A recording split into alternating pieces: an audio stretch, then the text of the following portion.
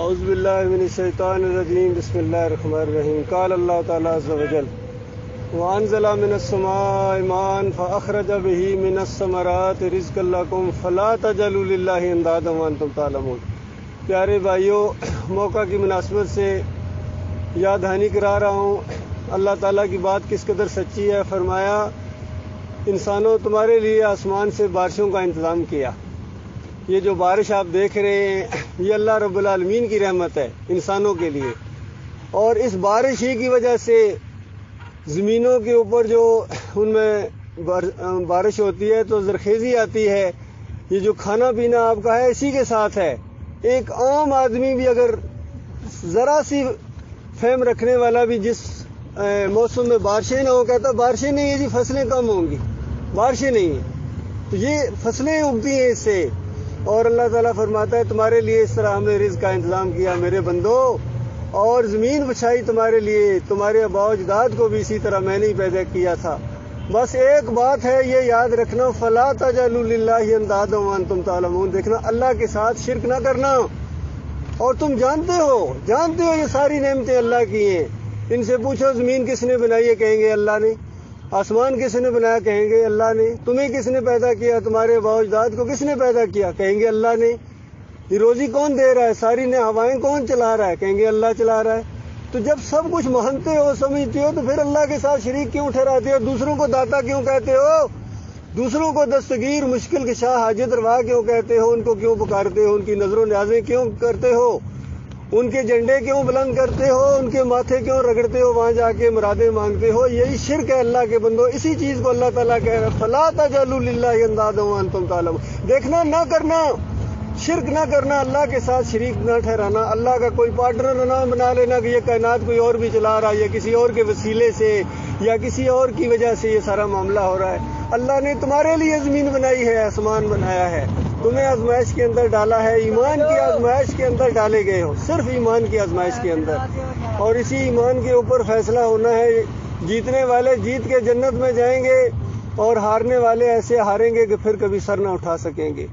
اس مسئلے کو سمجھنے کی کوشش کرو میرے پیارے بھائیوں۔ آج ساری قوم کو کیا ہو گیا، انہوں نے اللہ کو چھوڑ کر اور الہ بنائے ہیں، اور معبود بنائے ہیں، اور مشکل کشا بنائے ہیں، اور حاجت روا بنائے ہیں، ان کو پکارتے ہیں۔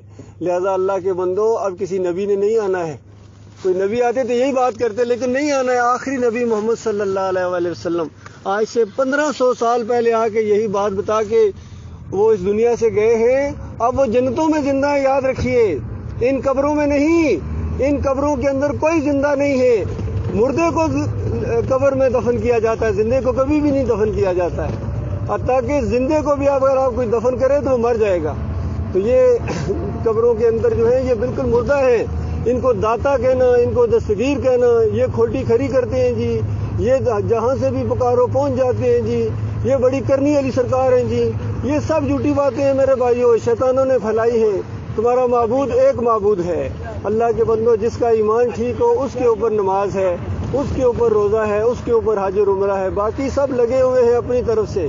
میرے بھائیوں، ایمان کے اندر خرابی ہو اس کو شرک کہتے ہیں، اور اللہ تعالیٰ فرماتا ہے تم کیا چیز ہو، یہ میرے انبیاء ہیں۔ 18 انبیاء کا ذکر کیا سورہ الانعام کے اندر، اور فرمایا وَلَوْ أَشْرَكُوا لَحَبِطَ عَنْهُمْ مَا كَانُوا يَعْمَلُونَ، اگر یہ بھی شرک کرتے میں ان کا سارا کیا کرا برباد کر دیتا۔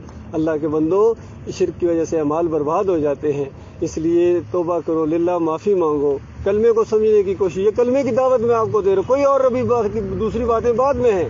پہلی بات کہ لا الہ الا اللہ محمد رسول اللہ، لا الہ الا اللہ، اللہ کے علاوہ کوئی پکار کے لائق نہیں، کوئی نظر و نیاز کے لائق نہیں، کوئی اولاد نہیں دے سکتا، کوئی بگڑی نہیں بنا سکتا۔ یہ سب فراڈ ہے، جھوٹی باتیں ہیں، ان درگاہوں کے پاس کچھ بھی نہیں ہے۔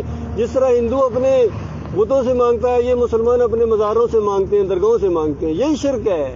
اور محمد رسول اللہ کا مطلب یہ ہے کہ محمد صلی اللہ علیہ وسلم اللہ کے آخری رسول ہیں، ان کی پیروی کرنی ہے، کوئی شریک نہیں ہے اللہ کے ساتھ، یاد رکھیے۔